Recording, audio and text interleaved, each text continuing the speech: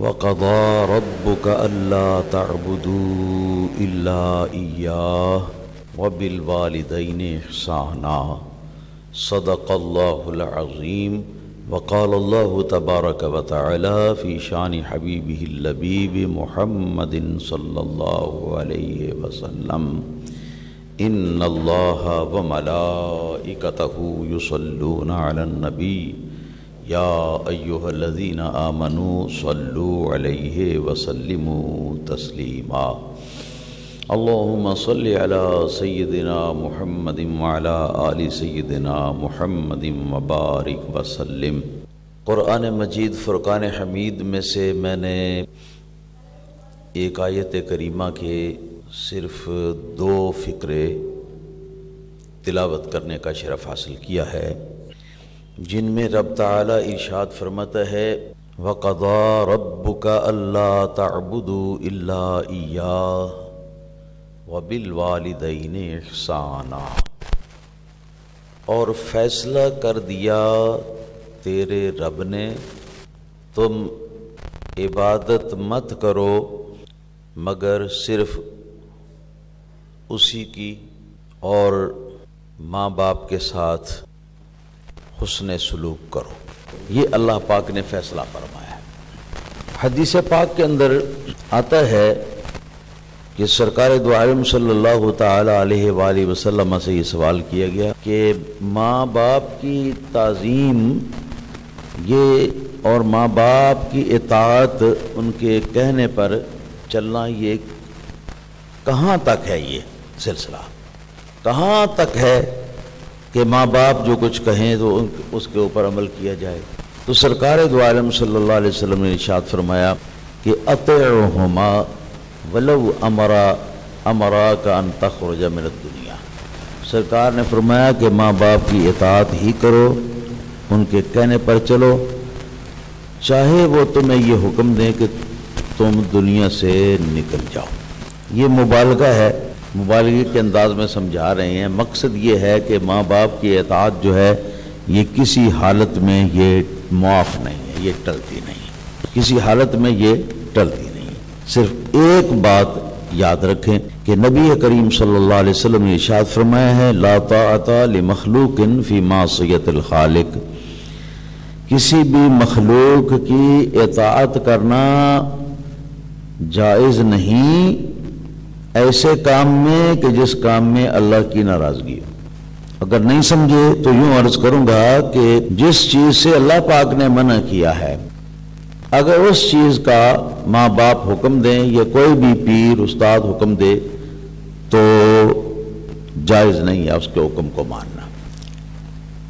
جس کام کو شرع شریف نے ضروری قرار دیا آپ کے لیے، تو اس کام کو ماں باپ یا پیر یا استاد یا کسی بھی اور کے کہنے سے جو ہے وہ آپ ترک نہیں کر سکتے۔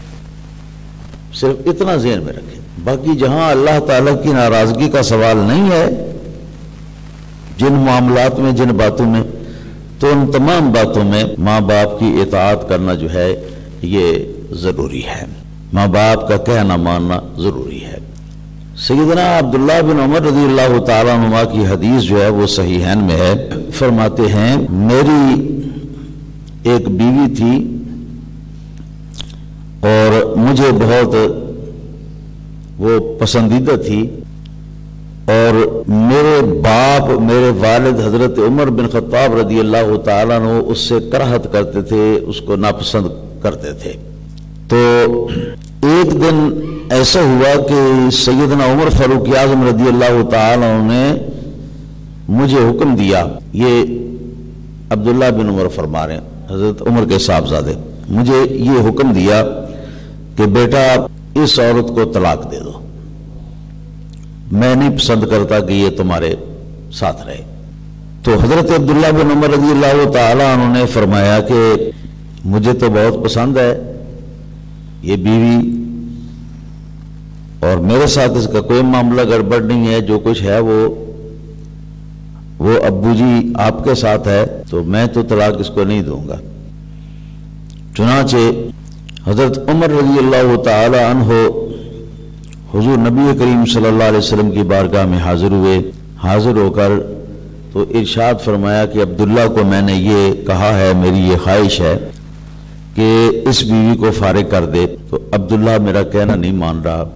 نبی کریم صلی اللہ علیہ وسلم نے حضرت عبداللہ بن عمر رضی اللہ تعالیٰ عنہما کو بلوایا، وہ حاضر ہوئے تو نبی کریم صلی اللہ علیہ وسلم نے ارشاد فرمایا کہ اطع اباک وطلق امرأتک، آپ نے فرمایا کہ اپنے باپ کا حکم مانو اور اپنی بیوی کو طلاق دے کے فارغ کر دو۔ چنانچہ عبداللہ بن عمر رضی اللہ تعالیٰ عنہما فرماتے ہیں کہ میں نے اسے طلاق دے کے فارغ کر دیا۔ اب اس سے بڑھ کر اور کیا ہے؟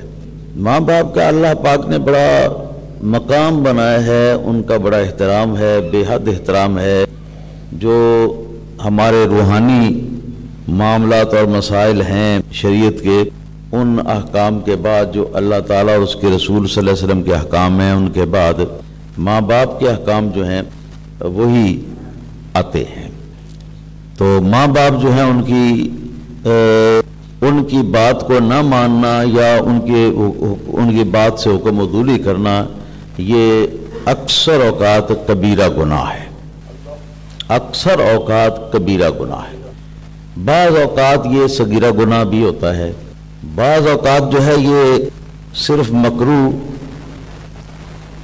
یا خلاف اولا بھی ہوتا ہے۔ اس کی مختلف صورتیں ہیں کہ نبی پاک صلی اللہ علیہ وسلم نے فرمایا کہ سب سے کبیرہ گناہ جو ہے وہ اللہ تعالیٰ کے ساتھ شرک کرنا ہے، اور دوسرے نمبر پر حقوق الوالدین، ماں باپ کی بے فرمانی کرنا۔ اس کے تحت میں تفصیل کے ساتھ یہ درجات بیان کر چکا ہوں۔